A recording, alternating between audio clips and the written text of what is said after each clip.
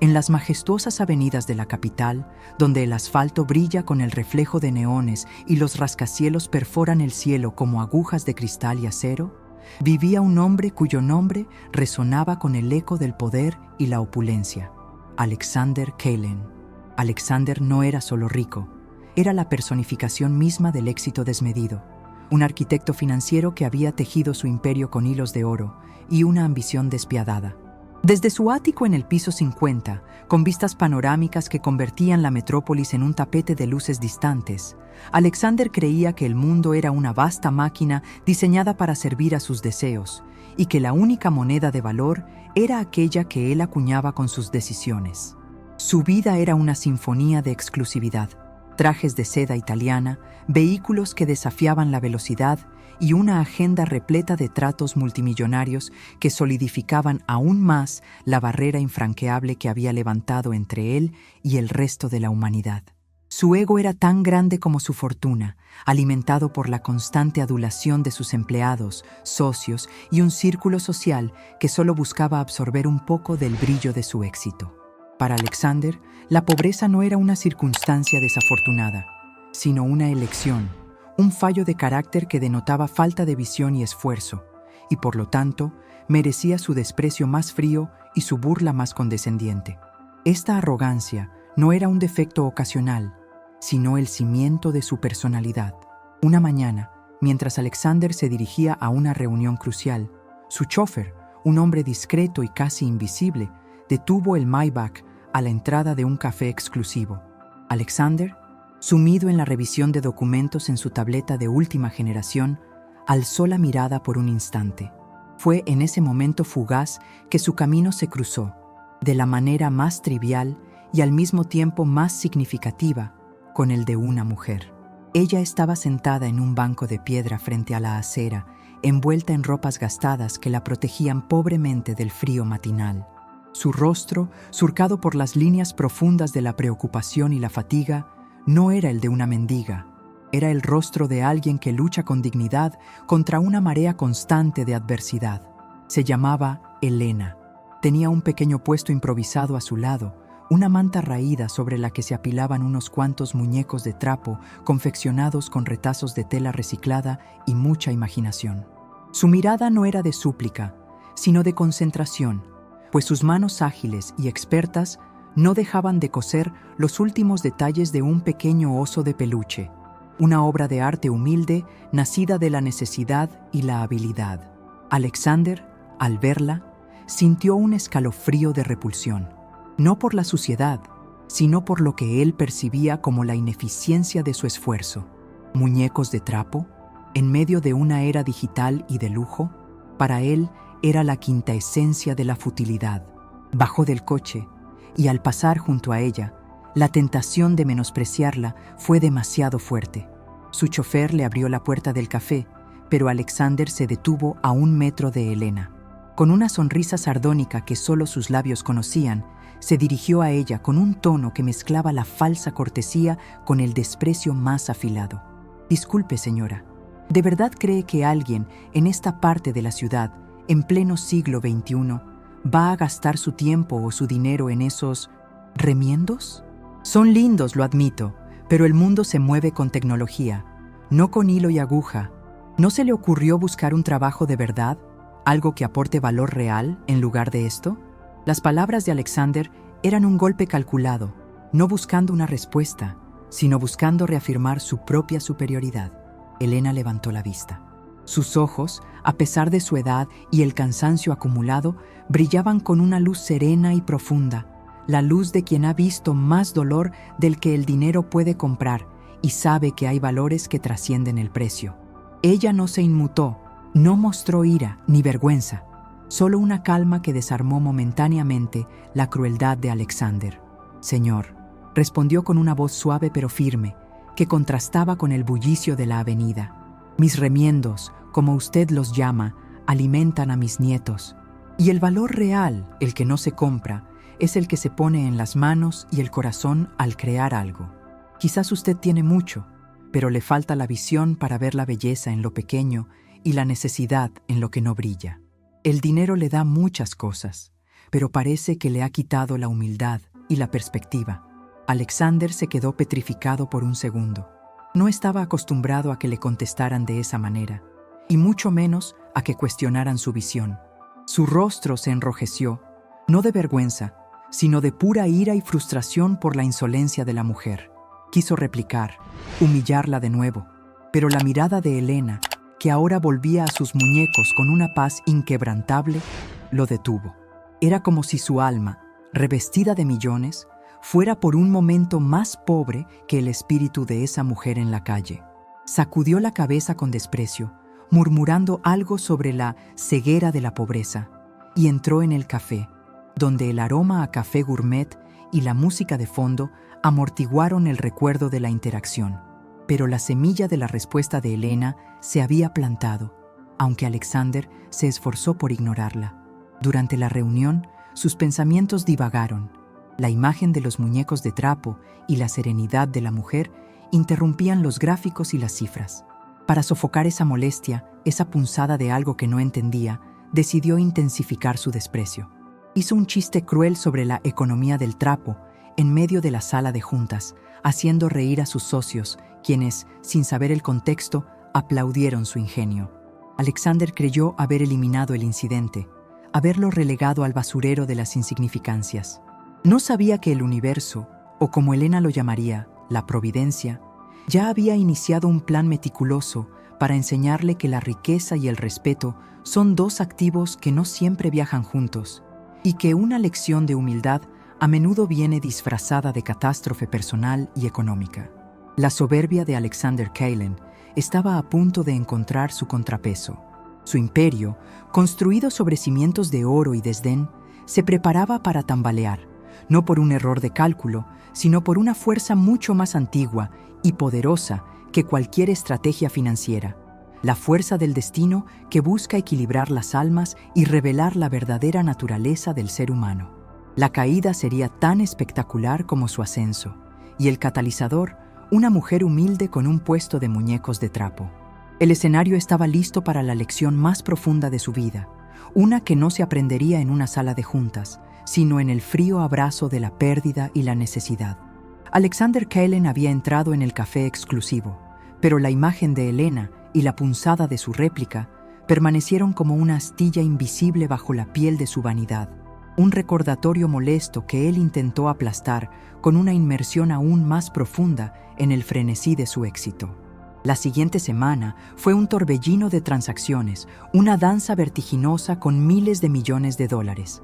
Cerró una adquisición en Asia, liquidó un paquete de acciones en Europa y lanzó una OPA hostil que prometía engullir a uno de sus competidores históricos, consolidando su posición como un titán inamovible en el panorama financiero global. Se jactó ante sus asociados de cómo el dinero no solo compraba bienes, sino que también compraba el derecho a despreciar la mediocridad, convencido de que su vida era la única métrica válida de valor y significado.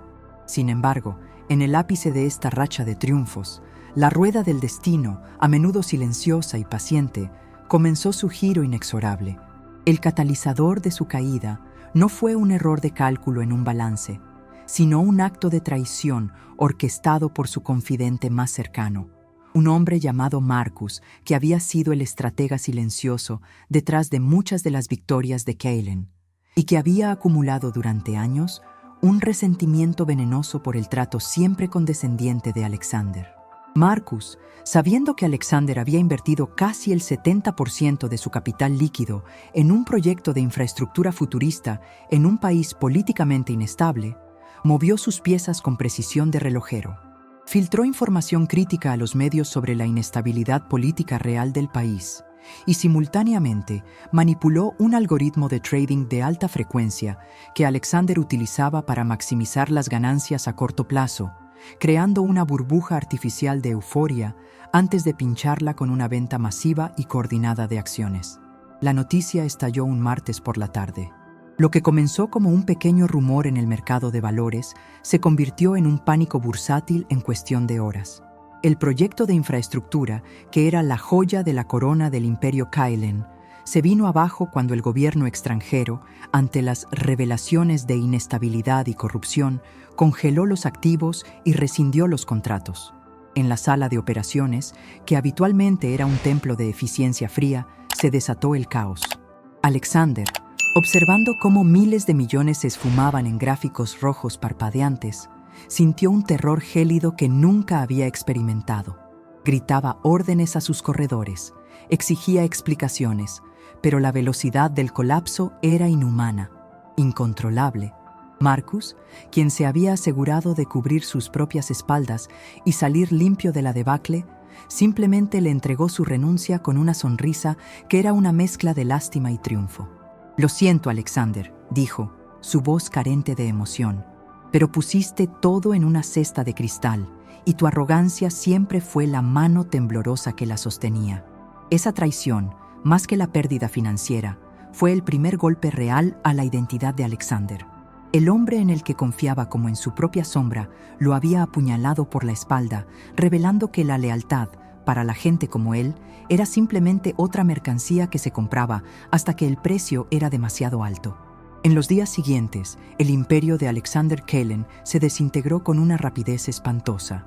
Los bancos ejecutaron garantías, los socios huyeron como ratas del barco que se hunde, y los mismos asesores legales que antes le juraban lealtad incondicional, ahora se apresuraban a distanciarse de él para salvar sus propias carreras. El ático en el piso 50, con sus vistas inigualables, fue embargado. El Maybach fue incautado.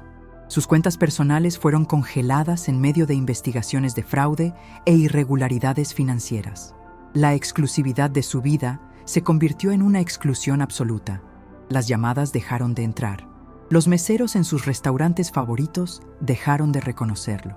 El círculo social que antes se congregaba alrededor de su mesa ahora susurraba su nombre con una mezcla de morbo y satisfacción, pues la caída de un gigante siempre les hacía sentir un poco más altos. Alexander intentó luchar. Utilizó sus contactos, amenazó con demandas, pero se encontró con paredes de indiferencia y hostilidad.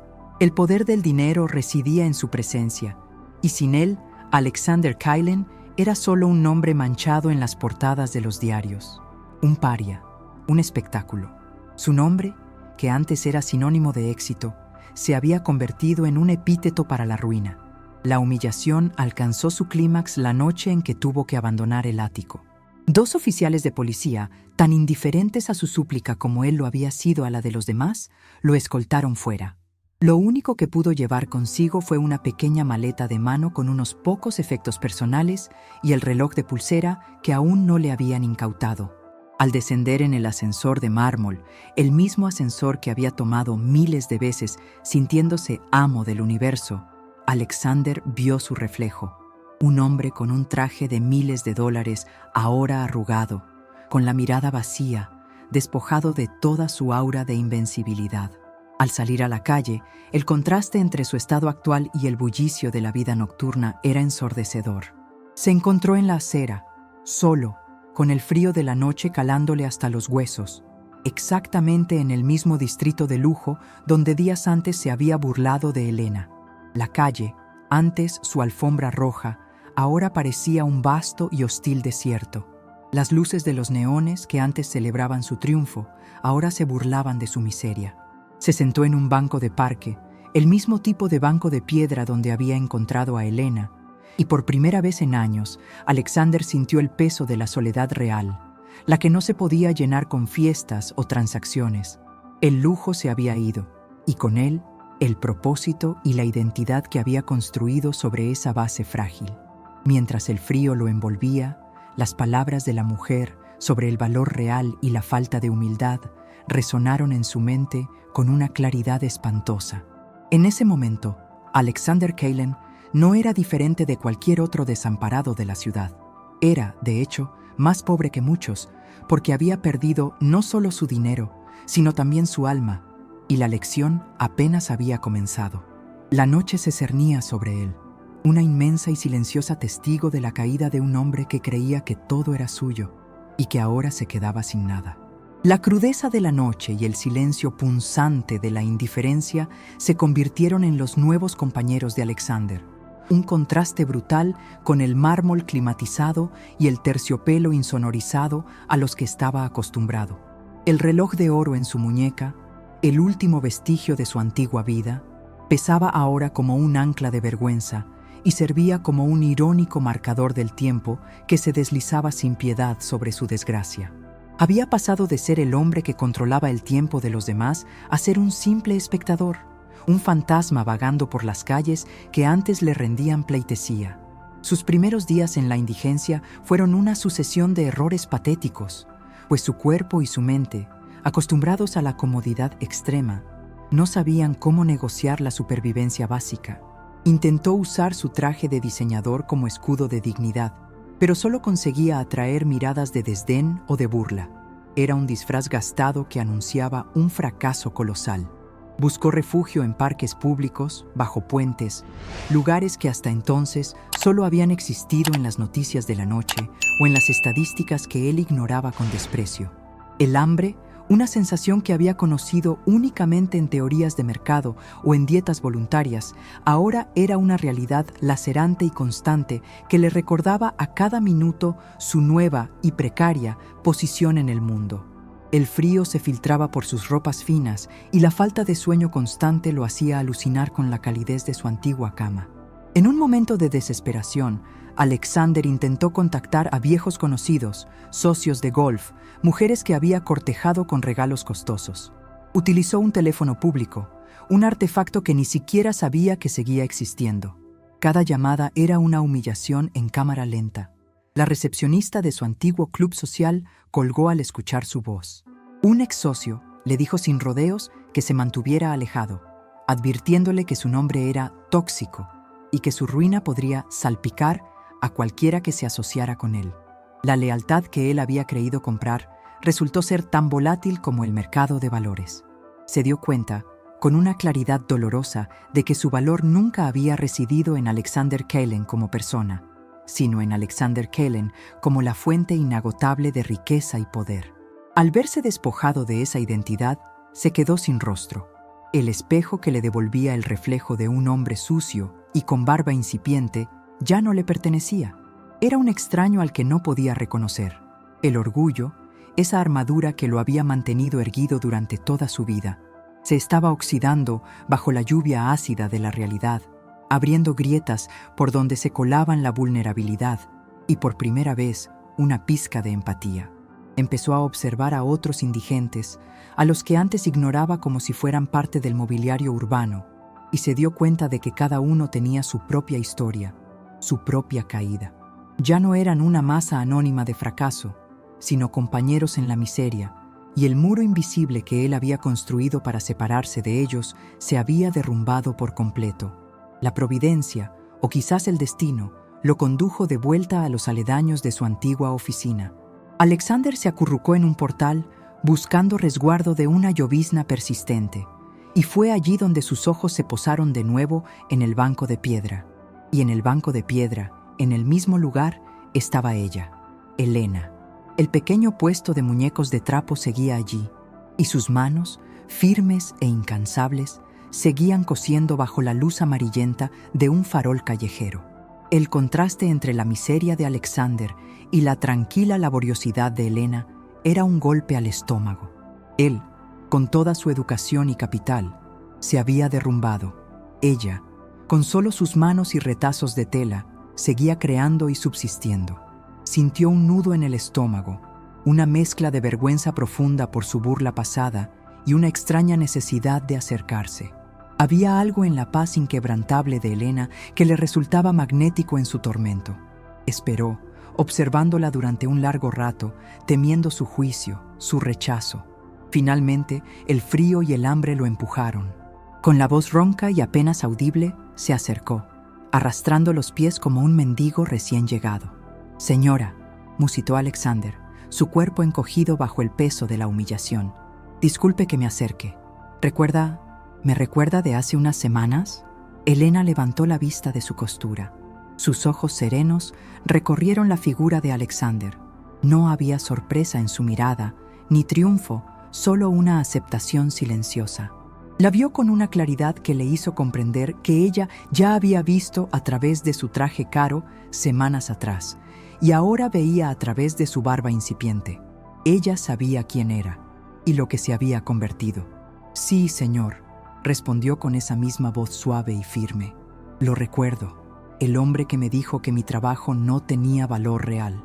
La frase no fue dicha con rencor, sino como una simple declaración de hecho, lo cual era infinitamente peor para Alexander que si le hubiera gritado. Él bajó la cabeza, incapaz de sostener su mirada. «Tenía razón», confesó Alexander, la palabra razón quemándole la garganta como ácido. «Tenía usted razón en todo. Perdí todo. Me traicionaron. El valor que yo creía tener se ha esfumado con el dinero. Ahora no soy nada, literalmente nada». Elena asintió lentamente, sin detener su aguja. La acción de coser era un ritmo constante, una prueba de que la vida, a diferencia de las finanzas, continuaba con el trabajo duro y la perseverancia. «La lección más costosa no es la que se paga con dinero, señor», dijo Elena, mientras le pasaba una puntada a la cabeza de un muñeco, «sino la que se paga con el alma. El dinero es una herramienta, no su dueño. Y cuando uno se burla del esfuerzo humilde de otro, el universo, o Dios como yo le llamo, suele buscar la manera de recordarle lo frágil que es su castillo de naipes. Usted se burló de mis remiendos, pero estos remiendos me han mantenido con vida y con dignidad. Sus millones lo dejaron desnudo y solo. ¿Qué lecciones aprendió de sus millones? Ninguna que lo ayudara a estar aquí ahora». Alexander se derrumbó sobre el banco junto a ella, un hombre quebrantado en un traje de miles de dólares. Las lágrimas, que había reprimido durante toda la semana de su caída, comenzaron a brotar. Lágrimas de frustración, de hambre y de un arrepentimiento que finalmente rompía la barrera de su soberbia. El millonario, ahora indigente, se encontraba ante la mujer que había despreciado, y era a ella a quien ahora le pedía ayuda, no de dinero, sino de la más básica y humana de las necesidades, la comprensión y la guía. La escena era la inversión total de su encuentro anterior, y el escenario estaba listo para que Elena, la pobre, le diera la lección de vida que su fortuna nunca pudo comprar. Elena observó a Alexander, el otrora poderoso magnate, ahora un hombre roto sollozando en un banco de piedra, y una profunda compasión, desprovista de burla o autosatisfacción, se dibujó en sus ojos. No sintió la necesidad de regodearse en él. «Te lo dije». El dolor de Alexander era ya su propia penitencia, y ella sabía por experiencia que la miseria era una maestra implacable. Continuó cosiendo por un momento, permitiendo que Alexander se desahogara, pues sabía que esas lágrimas eran el primer paso para desmantelar la coraza de orgullo que lo había consumido. Cuando Alexander finalmente logró calmarse, secándose las lágrimas con el puño de su camisa cara pero sucia, Elena finalmente guardó su aguja y sus hilos. Lo miró directamente, con una intensidad que traspasaba las apariencias. «Las lágrimas no le devolverán su ático, señor Kaelen, pero al menos le limpian la visión para ver el camino». Le tendió un trozo de pan duro que había guardado para su propio desayuno. «Tome. El hambre distorsiona el pensamiento, y usted necesita pensar con claridad, no con desesperación. La verdadera lección de la vida, la que nunca se enseña en las escuelas de negocios, es que el valor de un hombre no está en lo que posee, sino en lo que es capaz de crear y lo que está dispuesto a dar cuando no tiene nada que ofrecer». Alexander tomó el pan con manos temblorosas. El acto de aceptar limosna de la mujer a la que había despreciado era la rendición final de su ego. Mordió el pan. Era insípido y áspero, pero el alivio inmediato del hambre era una sensación tan poderosa que superaba cualquier cena gourmet que recordaba. «No sé qué hacer, Elena», confesó Alexander, usando su nombre por primera vez, sintiendo una conexión humana que era más valiosa que el oro. «No sé cómo empezar de nuevo. Mi mente está programada para mover millones, no para sobrevivir en la calle. No tengo habilidades que valgan algo aquí, en este mundo». Elena sonrió suavemente, una sonrisa que iluminó su rostro cansado. «Usted tiene 2 manos y un cerebro. Eso es mucho más de lo que tiene la mayoría de la gente que se rinde. El problema de los hombres como usted es que miden el valor del trabajo por su precio, no por su utilidad.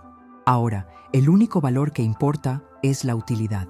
¿Qué puede hacer usted en este momento que ayude a alguien más o que lo ayude a usted a pasar el día? No piense en el mercado de valores, piense en el mercado de la necesidad básica. Elena le ofreció a Alexander la oportunidad de ayudarla con su pequeño negocio de muñecos de trapo. No como socio, sino como su humilde aprendiz. Su tarea inicial fue simple y humillante para un hombre que dirigía equipos de cientos de personas: recolectar y clasificar retazos de tela desechados. Ella lo guió a través de los contenedores de basura, de las tiendas de costura y sastrerías de la zona, enseñándole a distinguir entre los materiales utilizables y la simple basura. «Mire, señor Kalen», le explicó un día mientras él dudaba ante un cubo particularmente sucio, «usted miraba el dinero y veía posibilidades. Yo miro la basura y veo materia prima. Es el mismo principio, solo que en una escala diferente y con una ética distinta. Aquí no hay fraude, solo reutilización». Alexander, con sus manos finas de ex ejecutivo, se ensuciaba y cortaba, lidiando con la frustración y la incomodidad física de un trabajo al que no estaba acostumbrado. El primer día, regresó con un pequeño botín y un dolor punzante en la espalda. Estaba a punto de quejarse, pero al ver a Elena, que trabajaba sin descanso a pesar de sus años, se mordió la lengua.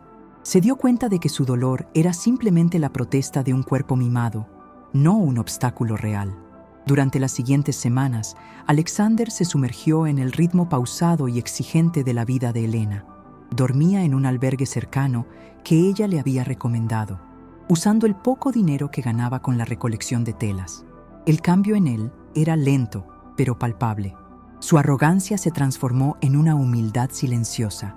Su impaciencia dio paso a una extraña forma de paciencia, marcada por el ritmo constante de la costura de Elena. Él comenzó a aprender los nombres de los otros comerciantes callejeros, la gente que antes consideraba invisible, y se dio cuenta de la compleja red de apoyo y respeto mutuo que existía entre ellos, una lealtad que sus millones nunca pudieron comprar. Se dio cuenta de que la comunidad de la calle tenía sus propias reglas y su propia moneda de valor: la confianza. Elena, sin pedirle nada, le había brindado esa confianza. Un día, Alexander cometió un error grave, cortando un retazo de seda raro de manera incorrecta, arruinando un material valioso. El antiguo Alexander habría explotado en ira. El nuevo Alexander simplemente se disculpó, sintiendo un genuino arrepentimiento por haber desperdiciado el recurso. Elena lo miró y dijo: «El error no es fallar, sino no aprender. Ahora, ¿cómo podemos salvar el resto de la tela?». Esa respuesta, centrada en la solución y desprovista de castigo, fue un bálsamo para el alma de Alexander. Un mes después, Alexander Kalen, el hombre que una vez despreció los muñecos de trapo, estaba en su humilde puesto, ayudando a Elena a vender sus creaciones. Había aprendido a coser los ojos de los muñecos, un detalle simple, pero que requería precisión y un toque delicado. Su mente, aunque aún pensaba en términos estratégicos, ahora aplicaba su capacidad analítica a la microeconomía de Elena. Sugirió mejorar la presentación de los muñecos y aconsejó a Elena que se ubicara en una calle con más tráfico peatonal de turistas, no solo de oficinistas.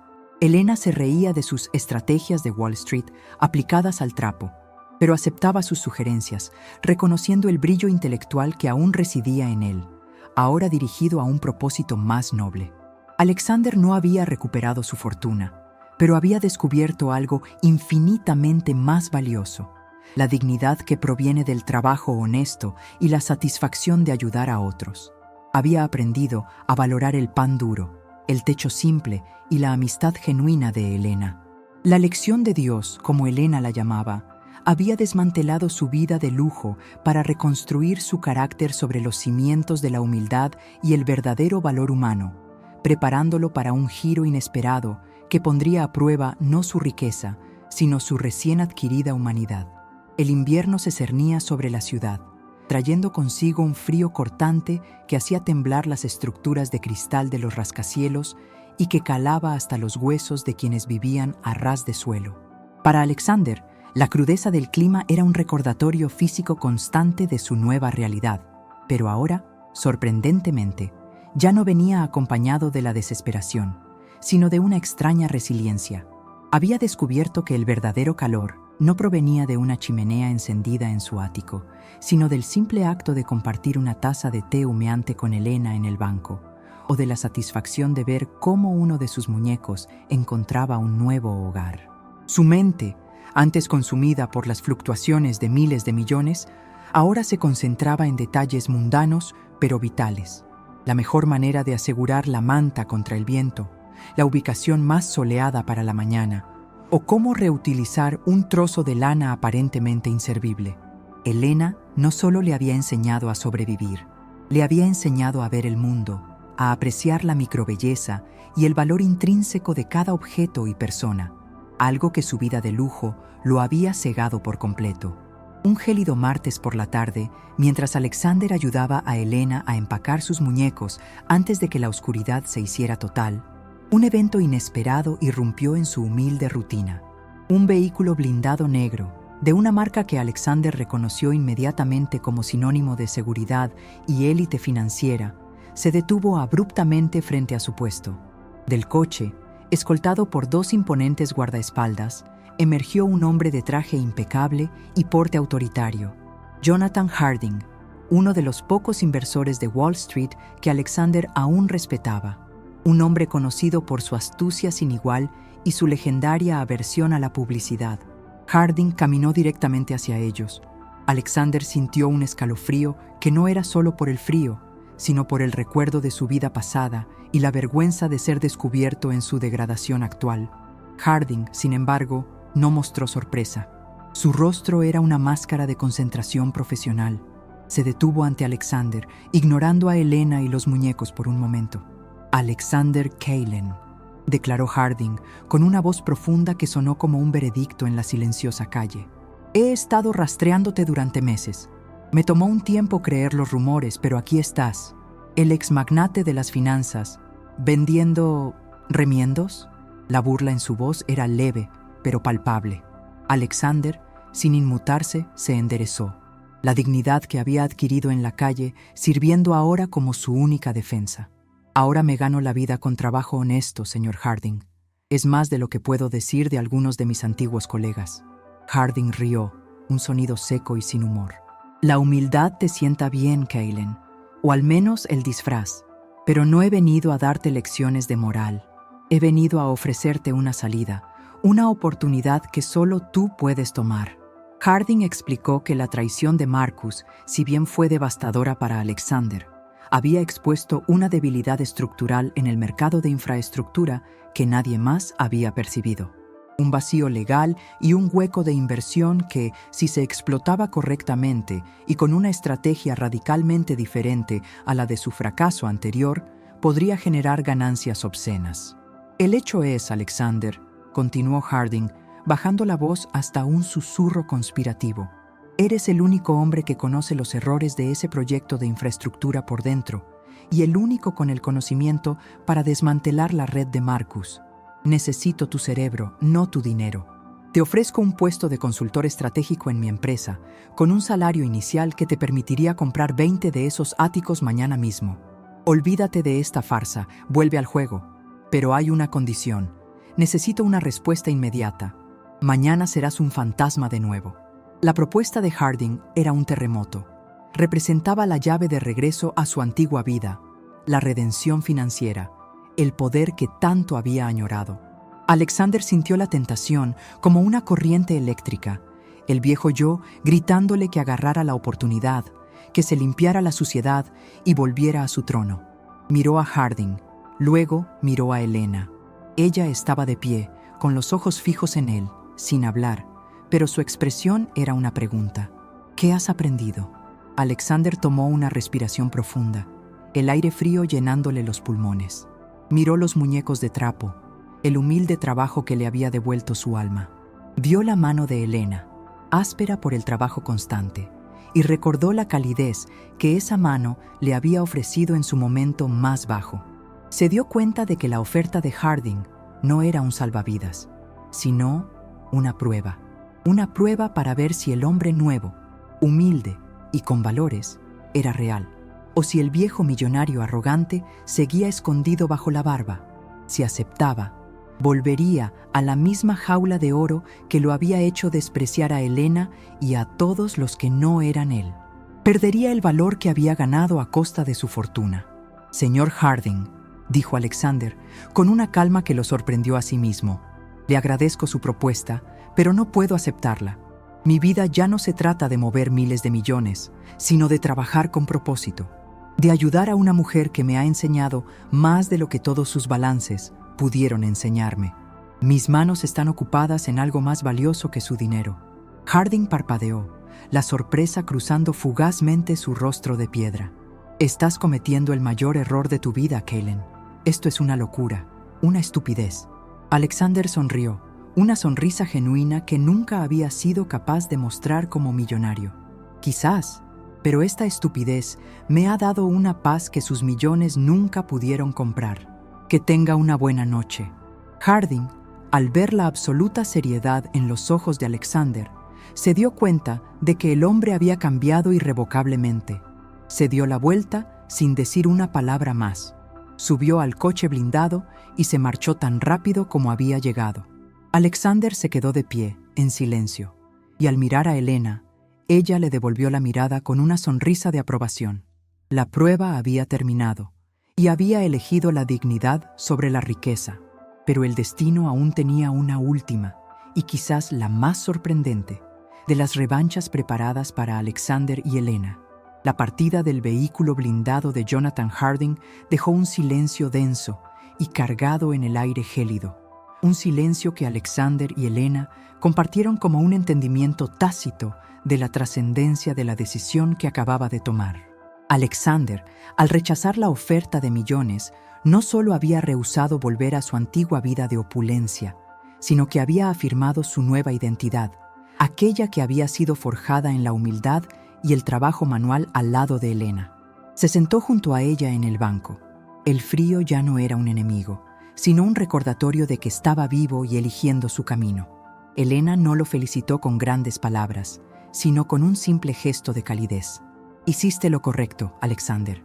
El corazón sabía lo que la cabeza del millonario quería negar. Él asintió, sintiendo una ligereza en el espíritu que era infinitamente más satisfactoria que cualquier negocio exitoso. Había elegido la conexión humana sobre el capital, la paz sobre el poder. A la mañana siguiente, cuando el sol apenas comenzaba a teñir de naranja los picos de los rascacielos, Helena llegó al puesto con un brillo inusual en los ojos.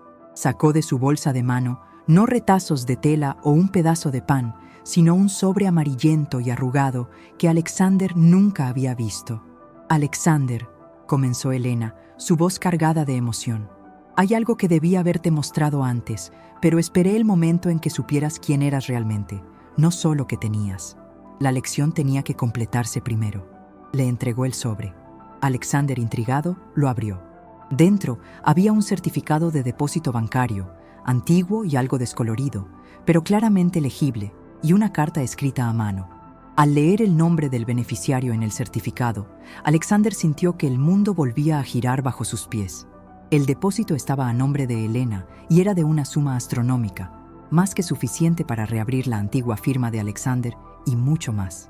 La carta revelaba una historia oculta que unía sus vidas de una manera que solo la ironía del destino podría haber orquestado. Resultaba que el padre de Helena había sido un brillante pero humilde inversor en el mercado inmobiliario décadas atrás, un visionario que había comprado tierras que luego se convertirían en el centro financiero de la ciudad, justo donde Alexander había construido su imperio. Poco antes de morir, previendo las fluctuaciones del mercado y deseando proteger a su familia de la codicia y el despilfarro, había puesto su vasta fortuna en un fideicomiso blindado con instrucciones específicas de que su hija, Helena, no pudiera tocar el capital hasta que ella demostrara o encontrara a alguien que valorara el trabajo y la humildad por encima del oro. La carta explicaba que el dinero era una herramienta para construir comunidad, no un arma para la opresión. Helena había vivido toda su vida en la pobreza autoimpuesta, dedicada a su humilde labor de coser, porque la condición final del fideicomiso era que solo se liberaría si un extraño, alguien de corazón genuinamente transformado, demostraba un valor y una bondad desinteresada hacia ella. la mujer que había elegido la dignidad sobre la riqueza fácil. Elena había visto a muchos acercarse a su puesto, muchos millonarios ofreciéndole un cheque para limpiar las calles o ayudar a la caridad, pero todos tenían un fondo de arrogancia o desprecio. Alexander fue el único que, habiéndolo perdido todo y humillado hasta el tuétano, eligió el camino difícil de la dignidad, rechazando millones para seguir a su lado. Su rechazo a la oferta de Harding había sido el acto final y definitivo que liberaba el fideicomiso. «Yo no tengo necesidad de ese dinero», explicó Elena con una sonrisa. «Mis muñecos me dan todo lo que necesito, propósito y pan. Pero el universo, a veces, usa el dinero para recompensar el alma, no el bolsillo. El fideicomiso está a mi nombre, Alexander, pero ahora es nuestro. Es la recompensa por su lección aprendida y mi paciencia». Alexander no podía creerlo. Había recuperado una fortuna, no por su astucia financiera, sino por su bondad. La lección de humildad había sido la llave para acceder a la riqueza más grande de la ciudad. Alexander, con lágrimas en los ojos que ahora eran de gratitud y no de vergüenza, miró a Elena. «No volveré a ser el hombre que fui, Elena. Usaremos este dinero para construir algo que tenga valor real». Juntos, no regresaron a Wall Street. Alexander, usando su mente estratégica, pero guiado por la humildad de Elena, fundó una organización sin fines de lucro dedicada a enseñar oficios manuales y habilidades de supervivencia dignas a las personas sin hogar y a los desempleados, y a restaurar comunidades abandonadas. La organización se llamó Los Remiendos de Elena, en honor al trabajo humilde que le había salvado el alma. Alexander se dedicó a esta labor con la misma intensidad que antes dedicaba a las finanzas, pero con un corazón completamente diferente. Elena siguió a su lado, cosiendo y enseñando, siendo la brújula moral de la fundación. El millonario que se había burlado de la mujer pobre terminó aprendiendo que el verdadero valor de la vida no se mide en activos líquidos, sino en la capacidad de ver la dignidad en el esfuerzo humilde y la grandeza en el acto de dar. Alexander Kalen nunca volvió a ser el magnate de antes, sino un hombre infinitamente más rico en espíritu que había encontrado en los remiendos de una anciana, no solo una lección, sino el camino hacia una vida de verdadero propósito y felicidad.